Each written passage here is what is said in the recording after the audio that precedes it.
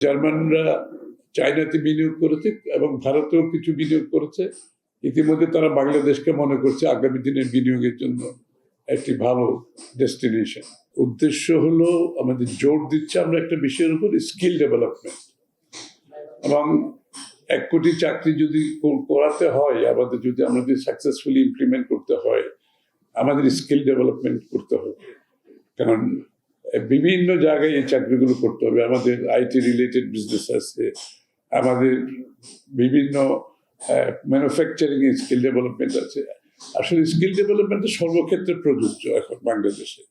আর technology এবং artificial ইন্টেলিজেন্সে আমরা জোর দিচ্ছি এই জন্য যে টেকনোলজি ব্যতীত আসলে ইকোনমিক্যালি সামনের দিকে এগিয়ে যাওয়া সম্ভব না।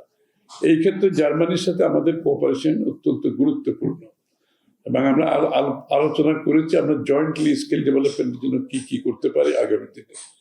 এটার উপর আলোচনা হয়েছে, এবং বর্তমান যে ট্রেড আছে এটার আরো আমরা কিভাবে বাড়াতে পারি। বিনিয়োগ বাংলাদেশে, জার্মান বিনিয়োগ, কারণ জার্মানরা চায়নাতে বিনিয়োগ করেছে এবং ভারতেও কিছু বিনিয়োগ করেছে। ইতিমধ্যে তারা বাংলাদেশকে মনে করছে আগামী দিনের বিনিয়োগের জন্য একটি ভালো ডেস্টিনেশন। সুতরাং সেই জায়গায় বাংলাদেশে তাদের বিনিয়োগ আমরা প্রত্যাশা করছি, এবং তাদেরও উদ্যোগ আছে, তাদেরও ইন্টারেস্ট আছে। ইউনিভার্সাল কার্ডিয়াক হসপিটাল, আপনার হৃদয়ের আরো কাছে। বিনিয়োগের জন্য পরিবেশ, আপনারা তো জানেন, আমরা তো বিনিয়োগের উপর ইতিমধ্যে আমাদের অবস্থান পরিষ্কার করেছি যে বিনিয়োগের যে ইজ অফ ডুইং বিজনেস, যেটা বাংলাদেশে এতদিন যে সমস্যাগুলো ছিল, আমরা এগুলোর সমাধানের জন্য ক্লিয়ার কাট কিছু সিদ্ধান্ত নিয়েছি।